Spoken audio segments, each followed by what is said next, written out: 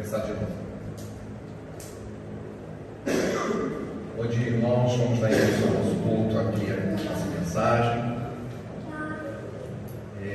Nós estamos estudando sobre a oração sacerdotal de Jesus, que está no capítulo 17 de João, e hoje nós vamos estudar sobre um texto bastante profundo. Espero poder compartilhar isso com os irmãos. E a vida eterna é essa, que te conheçam a ti, o único Deus verdadeiro, e a Jesus Cristo, a quem enviaste. Essa foi a frase de Jesus durante essa oração sacerdotal, e ele fala algo bastante curioso. A vida eterna é conhecer a Deus, o único Deus verdadeiro, e a Jesus, a quem enviaste. Por que esse tema é complexo? Porque sempre se pergunta o que significa vida eterna. Vida eterna é um termo que começa agora e não acaba nunca. Daqui a 100 milhões de anos continua. Nossa, parece muito. Algo que não teve começo nem fim. Eu lembro de uma discussão entre ateus e cristãos, em que o sujeito chega e diz assim: quem criou o universo? Deus. Quem criou Deus? Ele sempre existiu. Essa resposta não serve. Bom, então responde você: quem criou o universo? Ele sempre existiu. Não é a mesma resposta? Quer dizer, você não aceita um e aceita outro? Ele dá a mesma resposta, só que um aceitava e o outro não. A ideia de eternidade, como que o universo começou, para onde que ele vai, é uma discussão muito antiga. Onde eu vou estar na eternidade? Senão essa palavra está errada. É onde eu vou passar a eternidade. Eu vou passar ou estar? Se passa, tem um sentido de tempo. Se vou estar, não tem sentido de tempo. Nossa, que confuso isso. É difícil de imaginar o que seria a eternidade. Um tempo que ou não passa, ou não acaba nunca. Para quem sabe de física, já sabe que a relatividade de Einstein propõe que o tempo não passa na velocidade da luz, ou seja, a velocidade da luz não tem tempo. O que é curioso, porque a Bíblia diz que Deus é luz, e nele não há treva alguma. Mas essa questão assim, eternidade, não sei que coisa confusa, um tempo que não acaba nunca, ou que nunca começou e nunca vai acabar. Como é que é isso? Eu vou estar, não vou estar? Jesus colocou isso de uma maneira muito diferente. Ele disse: olha, você sabe o que é vida eterna? É conhecer a Deus. Se você conhece a Deus, você tem a vida eterna. Nossa, interessante, ele mudou totalmente o foco. Não era a primeira vez que alguém já tinha dito isso. No Velho Testamento, o profeta Jeremias, no capítulo 9, versículos 23 e 24, ele nos diz o seguinte: não se glorie o sábio em sua sabedoria, nem o forte na sua força, mas o que se gloriar, nem o rico na sua riqueza, mas quem se gloriar, glorie-se nisso, em compreender-me e conhecer-me, pois eu sou o Senhor, e ajo com lealdade, com justiça, com retidão sobre a terra, pois dessas coisas me agradam. Jeremias colocou que a coisa mais importante não era a riqueza, não era a força e nem a sabedoria. O que existia de mais importante na vida de um homem era conhecer a Deus. Já estava lá no livro de Jeremias. Conhecer a Deus é a coisa mais importante que pode acontecer com qualquer um de nós. Não interessa se você é muito inteligente ou não, se você é muito culto ou não, se você é muito rico ou não, se você é muito forte ou não, se você é muito poderoso ou não. O que há de mais importante é conhecer a Deus. Então, vamos entender isso. O que seria conhecer a Deus? Para algumas pessoas, conhecer a Deus é a busca de experiências sobrenaturais. Para outros, como é no caso dos monges da Idade Média, eles se ausentavam muito no monte, num lugar bem isolado, e ficavam orando o tempo todo. Eles se isolavam do mundo porque eles queriam conhecer a Deus. Eles queriam se isolar para buscar a Deus.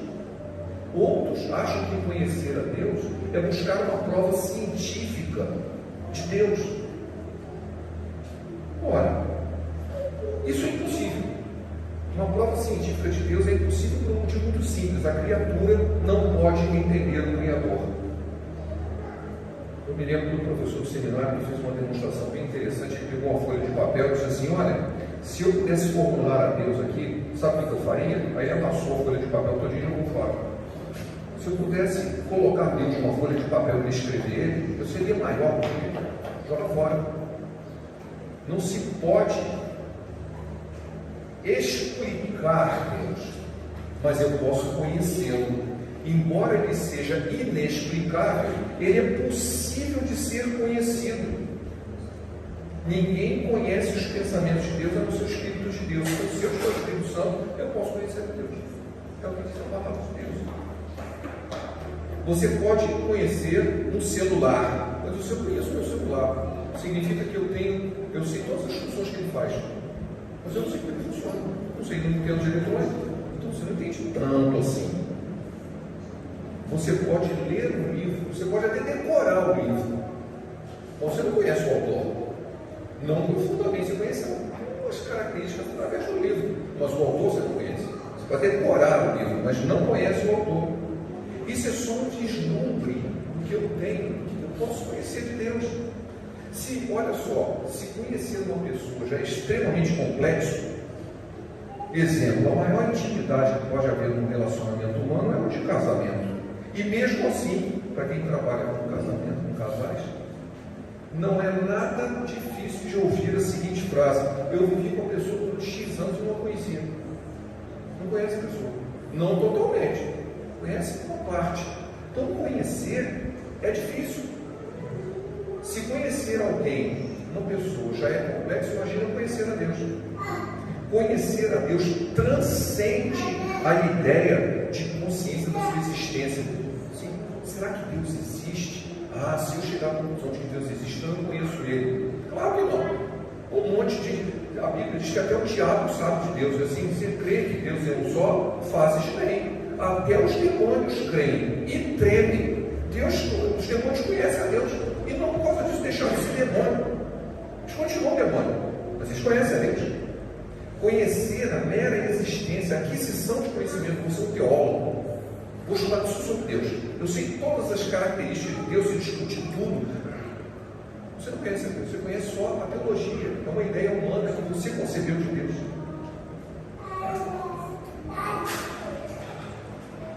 Você só consegue ter verdadeiro conhecimento de Deus através de um relacionamento pessoal e íntimo com Ele. Desfrutarmos desse relacionamento nos faz crescer na compreensão do seu próprio caráter. E nós enfrentamos que a sua presença, chegamos à conclusão que a sua presença em nossas vidas transforma a nossa vida. Você não pode chegar perto de Deus e ficar do mesmo jeito que estava antes. Basta ver Moisés, né? Assim que ele chegou perto de Deus, ele disse: peraí, não posso nem chegar perto. E depois que ele chegou, disse que ele brilhava da presença de Deus. Quando a pessoa se aproxima de Deus, algo o transforma. É como chegar perto assim, eu vou ficar no sol. Não vou voltar do mesmo jeito, ficar olhando. O sol me transforma.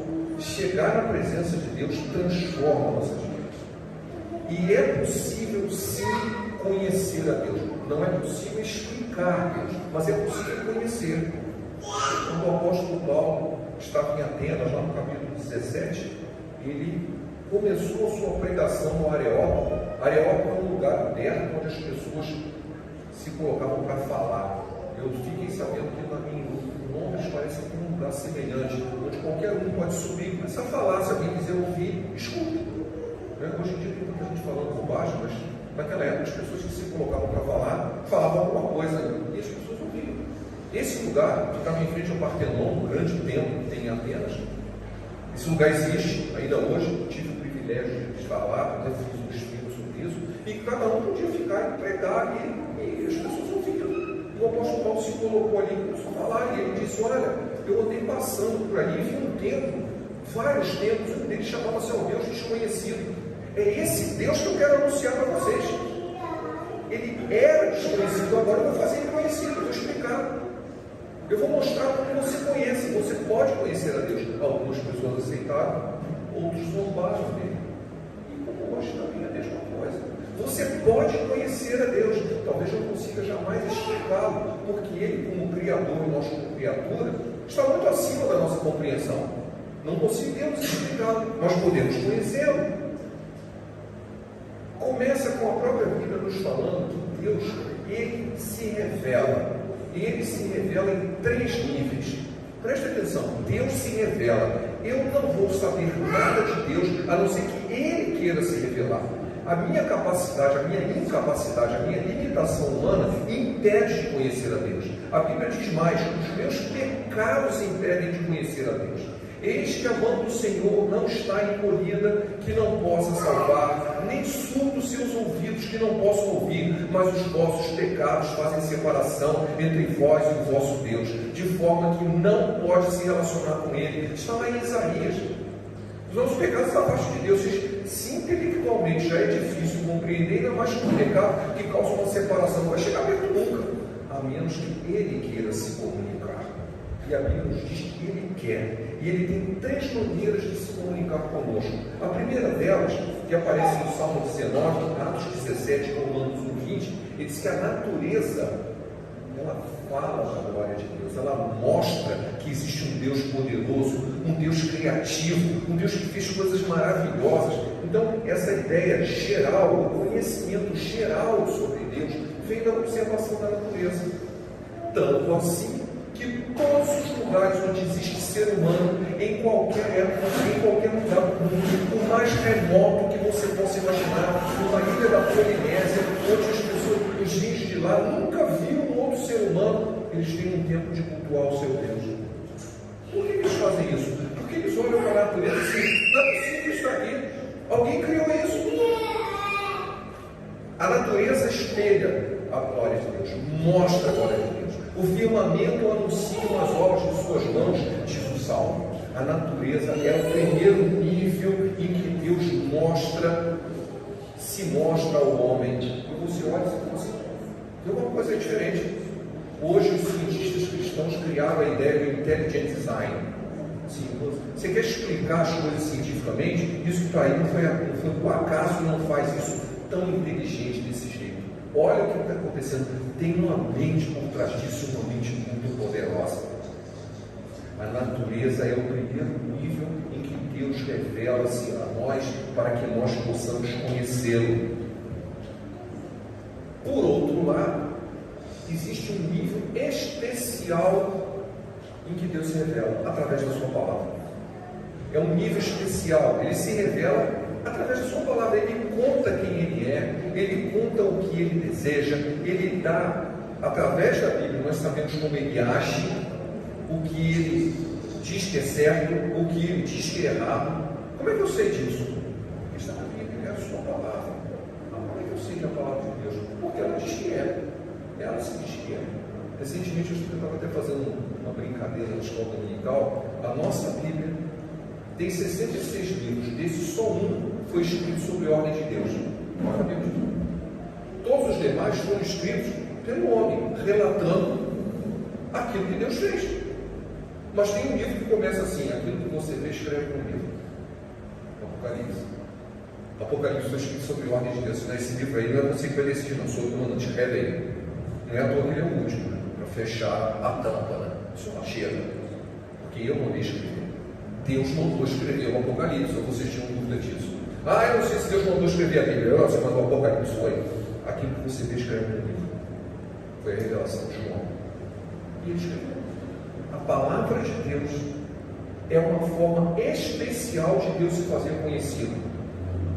Que legal, então todo mundo conhece a Deus? Não. Primeiro eu tenho que ler, eu tenho que entender, tenho que crer, tenho que praticar, senão qualquer livro serve. Não. Tem um monte de livro aí que fala sobre Deus. Um monte. Só que fala a sua visão pessoal de Deus. A Bíblia é o contrário, é Deus falando. Não é uma articulação humana, da mente humana, de teologia. Se eu vou escrever sobre Deus. Quando eu estava no seminário, eu vi um livretozinho escrito Prova Matemática da Existência de Deus. Eu sou engenheiro e fui abrir. Eu não consegui passar da terceira página. Era tanta bobagem que eu quase joguei o livro fora. Eu só não joguei porque ele não era meu, era da biblioteca. Era um monte de idiotice. Um monte de idiotice. Prova matemática da existência de Deus. Ele achava que a divisão por zero já era a prova da divisão da existência de Deus. Era um idiota. Mas ele achava que tinha descoberto alguma coisa. Livros sobre Deus de um monte. Mas a Bíblia não é um livro sobre Deus, é Deus falando sobre Ele mesmo. É o livro dele. Ele é o autor. Ele é o autor. Então, essa forma especial, ele nos diz coisas para que nós possamos entender e conhecer a Deus. Mas mesmo assim, não é possível entender se o Espírito Santo não interpretar isso no nosso coração. Assim, nas cartas, eu sou carioca, tá? Ninguém consegue, não posso esconder isso através do meu sotaque. Lá tem um monte de loja de macumba, um monte de loja de cultos afros. Por quê? Em todas elas tem uma Bíblia aberta. Todas. Normalmente o Salmo 91, porque eles acham que é meio misterioso, não traz algum tipo de bênção. Tem um livro aberto lá. E eles estão cultuando aquilo que nós consideramos maligno. Mas a Bíblia está lá. Mas eles veem a Bíblia como um livro qualquer, papel e tinta, palavras. E não como o poder de Deus para a salvação de todo aquele que crê. Eles não veem na Bíblia o poder de Deus sendo revelado. Imagina Deus revelando-se a si mesmo através de um texto que eu posso ler, estudar, meditar e entender. Você tem que querer. Mas se você lê e não entende nada, é porque o Espírito de Deus não está te orientando. Eu posso ler a Bíblia para procurar erro, por exemplo. Saber a Bíblia de cor não faz de você um santo. Sabe por que você diz? Porque o diabo citou ela para Jesus. Ele conhece a Bíblia. Ele é o diabo. Ele cita a Bíblia para Jesus. Então, ter a Bíblia de cor simplesmente não me faz conhecer a Deus. Eu preciso querer, através da Bíblia, conhecer a Deus. E eu vou pedir para que o Espírito Santo me ajude a entender, a interpretar. E isso é o segundo nível de conhecimento. Um conhecimento especial. Um conhecimento especial. Mas a chave para entender verdadeiramente, conhecer a Deus, primeiro você tem que reconhecer que você é incapaz de fazer isso sem a ajuda dele. Segundo, você está em pecado, está isso afasta você, você tem que começar a consertar esse problema. Posso chegar a Deus impuro, um Deus santo, e eu não tenho santidade. Tem outra coisa, que está em 1 João 2,4. Aquele que diz, eu o conheço, e não guarda os seus mandamentos, é mentiroso, e nele não está a verdade. Essa frase é muito forte. Essa frase é muito forte. Tem um bandizão, sou crente, conheço a Deus. Aí você olha para a vida desse, mas não parece. Você não está produzindo fruto de arrependimento, não está produzindo evidências de vida eterna, você está fazendo um monte de coisa que é contra a palavra de Deus. A Bíblia diz, sabe qual coisa? Você é mentiroso. E eu não estou dizendo que ninguém é mentiroso, a Bíblia está dizendo. Se você diz que conhece a Deus e não guarda os seus mandamentos, é mentiroso. Então você realmente não conhece a Deus. Ah, eu não sou mentiroso. Não, você não é. Você está só se auto-enganando. Você não conhece, você não conhece, não. Porque se você conhecesse, você teria transformado a sua vida e você não estaria vivendo o que você está vivendo hoje. Bom, eu falei que Deus tem uma maneira geral de se comunicar conosco, que permite conhecê-lo através da natureza. Ele tem uma maneira especial, que é através da palavra. E ele tem uma maneira de terceiro nível. É uma comunhão individual. É só você e Deus. É você e Deus. Essa comunhão individual só você pode ter. E aí sim, quando você tem essa conexão, eu conheço ele. Eu sei quando ele fala no meu coração. Eu ouço. Eu ouvi a voz de Deus. Eu sinto aquilo no coração. Assim, olha, não é por aí, não é por ali. A própria Bíblia diz lá em Isaías, assim, como você estiver com ele, você vai ouvir uma coisa assim. Esse é o caminho, andai por ele. O Espírito Santo soprando assim, ó, é por ali, ó. Você está em uma comunhão individual, você está conhecendo a Deus. Eu sempre usava uma palavra, né? Quando Abraão chutou e disse, eu quero que você me sacrifique Isaac. Você der uma mulher, escuta, ó, Cidinho, quero que você sacrifique a sua filha para mim aqui. Eu escutei uma voz. O quê? Por que Abraão assim, imediatamente ele atendeu? Porque ele conhecia a voz de Deus. Ele não ia se enganar com um demônio, ou um falso profeta, ou uma pessoa falando bobagem. Ele conhecia a voz de Deus. Ele sabia assim, Deus está me pedindo isso. Era uma coisa terrível. Mas ele tinha convicção. E ele, pela fé, se ele está pedindo alguma coisa, ele vai fazer. E fez mesmo. Por isso que ele é conhecido como o pai da fé. Porque ele fez algo que ninguém faria. Mas ele fez pela fé. Ele disse, se Deus está pedindo isso, eu vou fazer. Mas está uma coisa estranha, ele vai dar um jeito nisso. Isso está em Hebreus, ele tinha certeza que ele ia resgatar o filho dele depois. E era mesmo. Por isso que ele é o pai da fé. Ele ouviu a voz de Deus que ele conhecia, porque ele tinha uma comunhão individual com ele.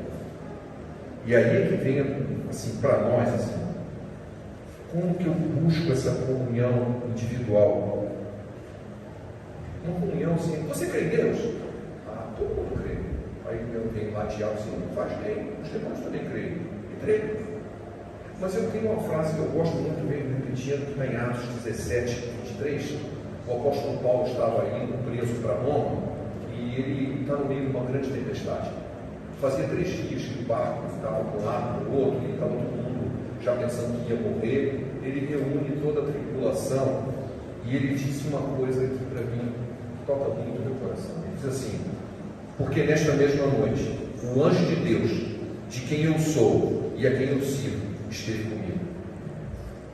Ele disse: olha, o Deus em quem eu creio, que creio, isso é primeiro nível.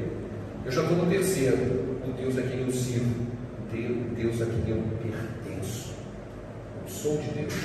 E ele me mandou para falar comigo. Vai ficar tudo bem. O navio vai se perder, mas todo mundo vai ser salvo, porque o Senhor disse que me deu todos que estão comigo. Olha só, você estando na presença de Deus, estando debaixo da graça de Deus, debaixo da ordem de Deus, Ele te dá as pessoas que estão com você, você abençoa quem está em volta de você. A presença de Deus é tão forte na sua vida que ela se mostra assim, ó, Deus está contigo. Essa é a comunhão individual. Mas eu quero falar 6 passos. Falei para os irmãos terem paciência, depois já demorar um pouco mais. Eu quero 6 passos para a gente buscar essa comunhão. O primeiro é meio óbvio, né? Você precisa estudar a Bíblia. Você precisa conhecer a palavra. Estudar a Bíblia, mergulhar nas verdades que está lá, mesmo que às vezes elas não fiquem muito claras. Em algum momento o Espírito Santo vai trazer isso para você. Nós precisamos entender a vontade de Deus. Em João 5,39, assim, examinai as Escrituras, porque julgaste ter nelas a vida eterna, e são elas que testificam de mim. Jesus falando para os fariseus: vocês não vivem examinando as Escrituras, porque vocês estão atrás da vida eterna? Elas estão falando de mim. Então, se nós entendermos isso, buscarmos a palavra, estudar, hoje nós temos várias facilidades, seja no celular, seja através do computador. Antigamente tinha uma dificuldade muito grande. Eu tenho ainda comigo uma chave bíblica. O que é chave bíblica? É um livro que é por ordem alfabética das palavras da Bíblia. Você tinha que dar o versículo e tal, aí você procurava. Hoje em dia você digita, parece um monte de versão, é tudo fácil, há uma facilidade enorme. E parece que quanto mais facilidade, menos a gente estuda. É muito estranho isso. Eu tenho uma capacidade enorme de estudar a palavra de Deus hoje, e aí eu cada vez estudo menos. Está lá no computador, eu preciso. Mas está no computador. Eu me lembro de uma ilustração, logo recém-formado, de que havia uma reunião entre engenheiros e chegou um engenheiro recém-formado. Aí, o chefe dele faz assim: olha, eu preciso calcular isso aqui, e você pode fazer isso? Então, o que você acha que vai dar? Eu falei: um livro lá em casa, muito bom falar sobre isso aí. Ele continuou a reunião: quanto você acha que dá isso aqui assim? Aí eu tenho um livro lá em casa, fala: muito bom isso aí. Na terceira que ele falou isso, eu disse: cara, mas da próxima vez manda o livro, não precisa de não. Dizer que está no livro é fácil, tem que estar no seu coração, tem que estar na sua mente. Está tudo na Bíblia, está mesmo. Está no seu coração, está na sua mente. Então você não tem uma comunhão individual com Deus. Como que o Espírito Santo vai tocar o seu coração se não tem nada lá dentro? Nós precisamos estudar a palavra de Deus.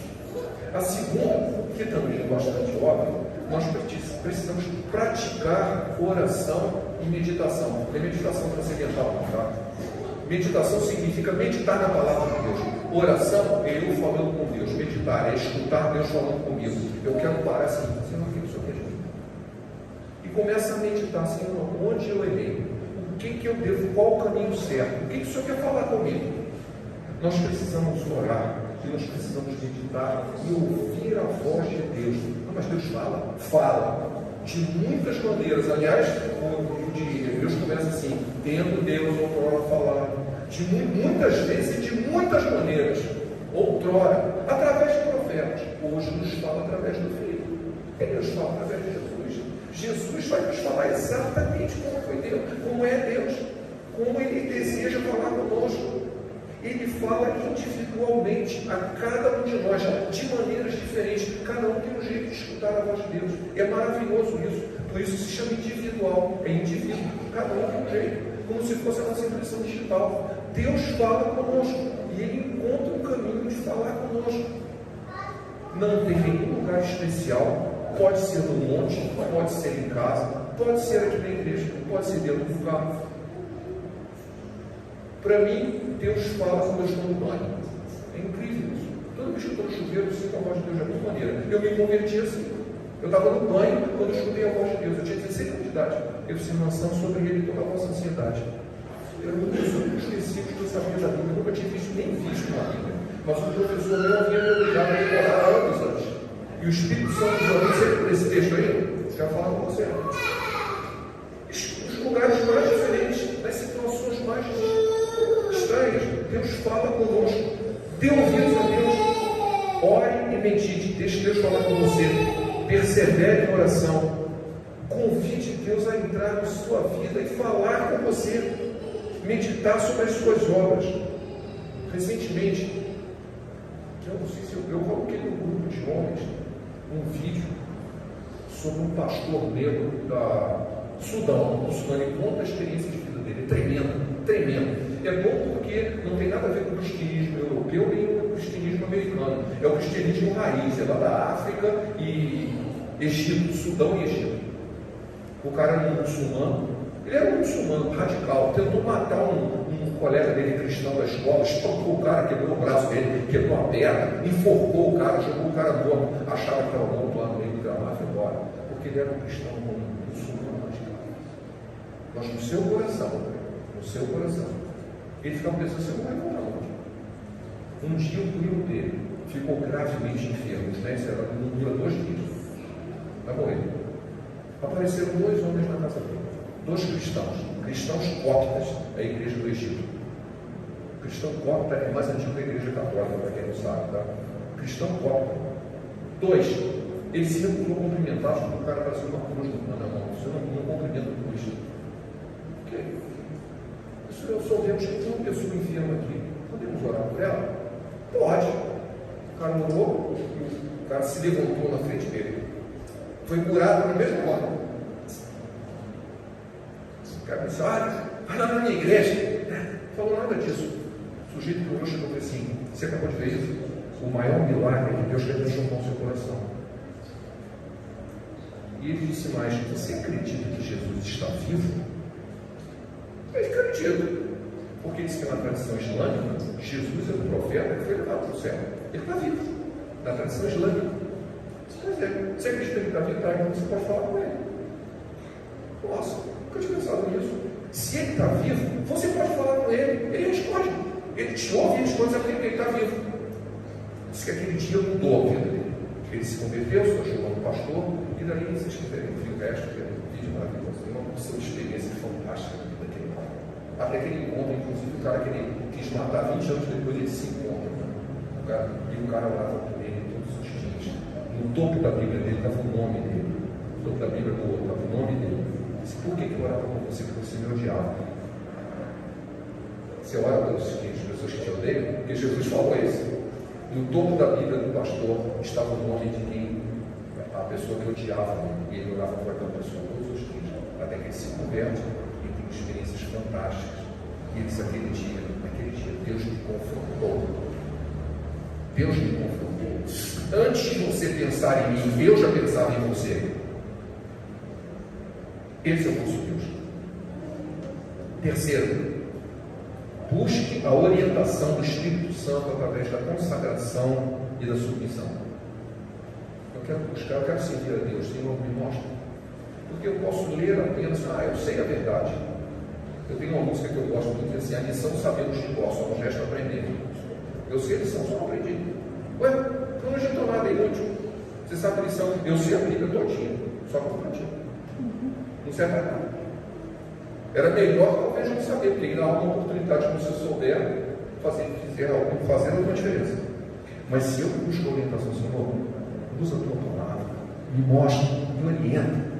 Eu quero me consagrar, eu quero te servir, eu quero ser um instrumento teu, eu quero ouvir a tua voz, eu quero me submeter à sua vontade.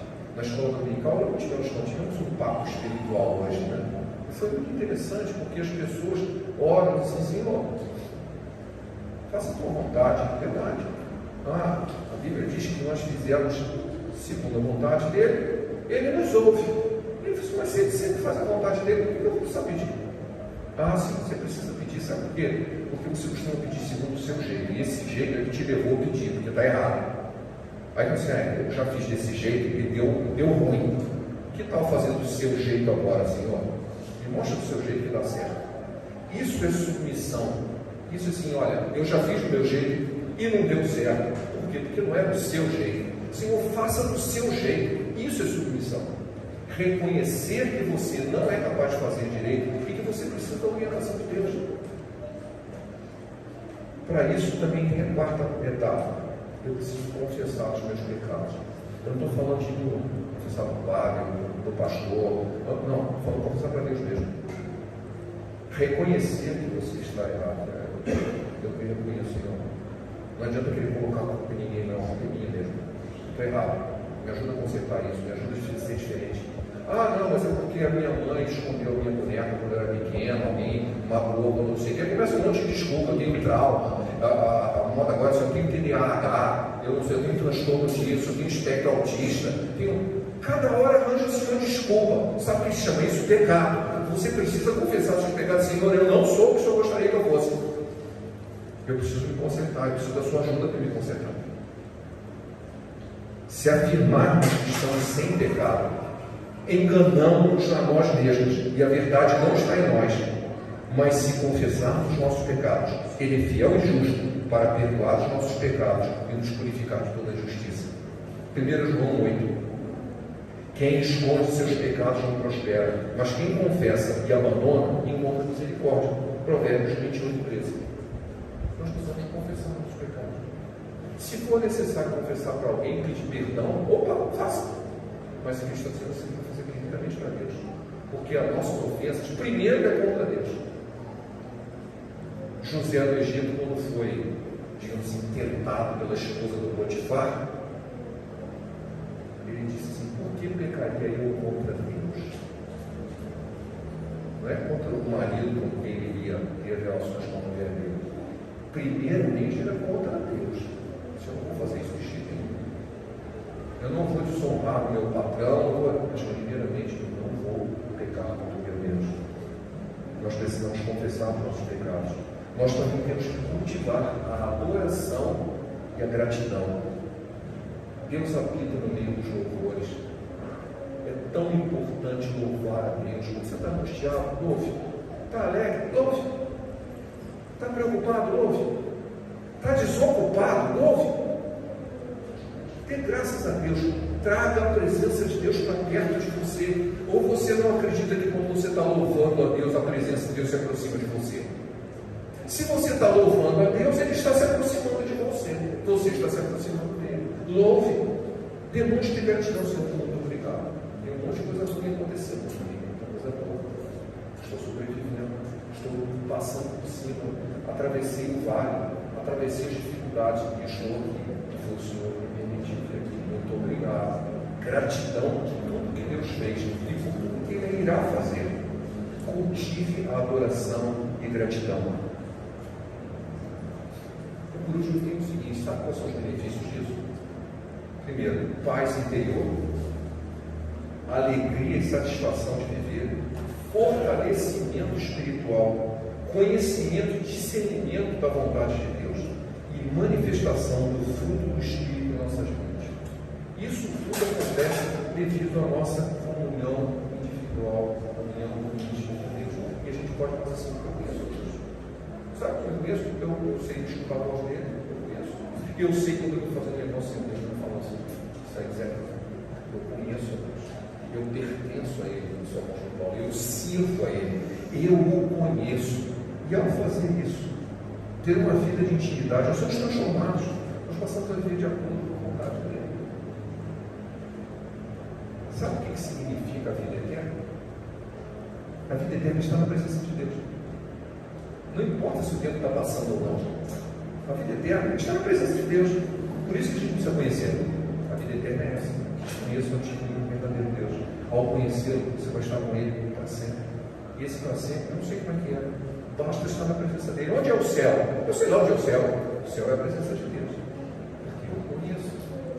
É isso que nós devemos buscar. Eu gostaria de terminar a meditação lendo Apocalipse 21. Começa em 27 e vai no 2:5. Está falando sobre a Nova Jerusalém, onde estarão todos aqueles que estão com o Senhor. Diz o texto assim: nela, a Nova Jerusalém, nunca jamais penetrará coisa alguma contaminada, nem o que pratica abominação e mentira, mas somente os escritos do livro da vida. Você tem seu nome escrito no livro da vida?